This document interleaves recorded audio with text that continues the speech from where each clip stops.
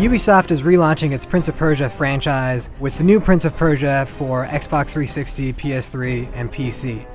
This is a brand new Prince with a brand new storyline, and the sands of time that we've come to know and love are actually gone away. So for those who are expecting the same old Prince of Persia that you've known and loved, you're in for a bit of a surprise. Ubisoft has completely redone the style and feel of the series, and we're not just talking about the cheesy angst of Warrior Within. Instead, we get a beautiful, artistic world running off a modified version of the Assassin's Creed engine. Oh, emo prince, how little you are missed. Hey, I'm a legend. I'll live forever anyway. Wow, that sounded better in my head than out loud. The characters in this Prince of Persia are completely different from the Sands of Time trilogy. You start off as a punk thief lost in a sandstorm who gets transported into a mystical world. Pretty quickly you run into Elika, a descendant of a mystical people who are charged with protecting the Tree of Life, prisoned to the evil Ahriman. Faster than you can say Akami, Ahriman is freed and the world is overtaken by corruption. The prince and Elika must fight to heal the lands and restore them to their former beauty. As familiar as this story may be, it's actually pretty good. Elika is going to be the character that people care about. She saves you when you're about to die, never acts out of turn, and accepts your boorish behavior. She's the perfect girlfriend.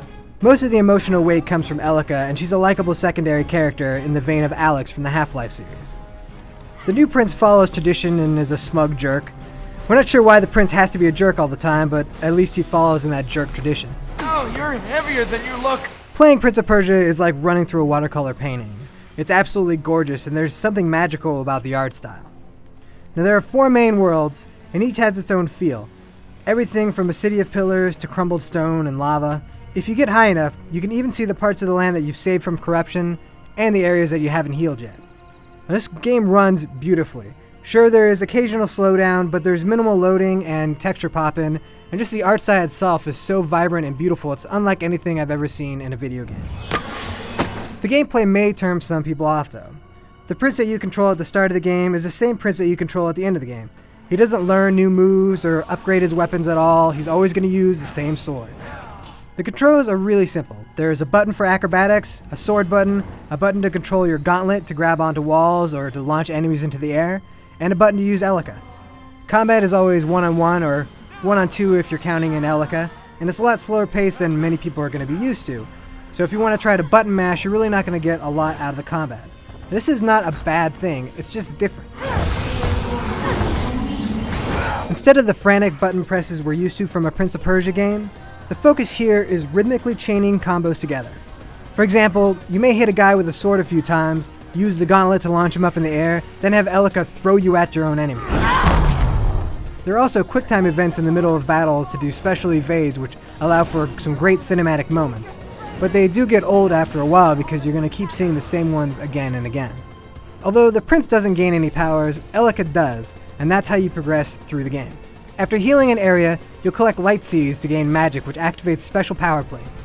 You'll fling from plate to plate with the rebound magic or run up walls with the dash power. Now, each of the different stages will have specific magic plates in them, so the order that you choose to unlock the powers is also going to be the order in which you're going to be able to play through the different worlds. Each boss has a specific corruption trap that's also released into the world, and the order you tackle the various stages will determine which traps are released and when, meaning you can drastically change which traps you'll face throughout the game. If Prince of Persia has one major issue, it's that there's just not a lot of challenge.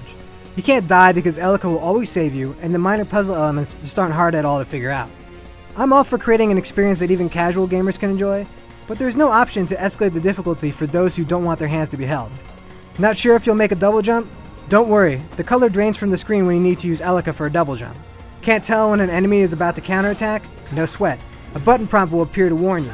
Again, there's nothing wrong with making things easier for the masses, but there's no reason to exclude a tougher challenge for those who want it. This concern aside, Prince of Persia really is more about the experience. Now, I'd have a much bigger problem with the lack of difficulty if it wasn't for the fact that the game is really still rewarding and enjoyable despite this issue. This is the type of game you want to sit back and enjoy. Just accept the ease of play and enjoy the visuals and crazy gymnastics. And for hardcore completists, it is difficult to find all 1001 light seeds, and you will have to do some clever thinking to get to them. And that will extend the normal 8-hour game quite a bit. Prince of Persia is not a game that everyone will like because it's very different from the norm. However, if you can get past the changes to the formula, you'll find a very beautiful and striking experience. Sometimes being different pays off, and you should definitely check this prince out, even if he is a jerk. For the full written review, head on over to IGN.com. I just want to get out of here. I want to find my donkey and I want to go home.